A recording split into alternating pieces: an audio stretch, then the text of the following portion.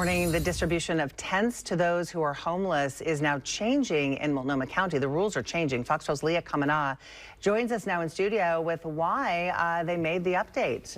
Leah?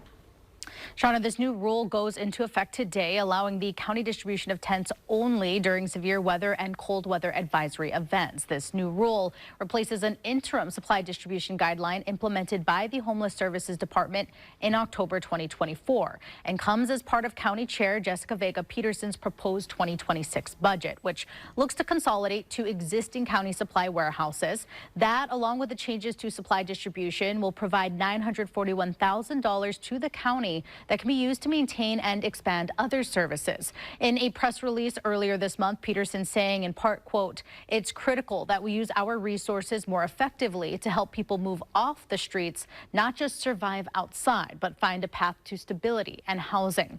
Peterson went on to say the goal is to have sufficient shelter and affordable housing capacity to make the distribution of tents unnecessary. As of February of this year, providers funded by the Homeless Services Department were actively helping 7,398 formerly homeless people remain in apartments and homes through rent assistance and other services, a 79% increase since January 2021. Then since 2020, the number of shelter beds funded by the county and city of Portland has increased by 81%, and the county has opened 18 shelters. Now, this change does not impact the distribution of other supplies such as hygiene kits, basic first aid supplies, water, clothing, sleeping bags, and blankets. The county will continue to distribute those year-round. In studio, Leah Kamana, Good Day, Oregon.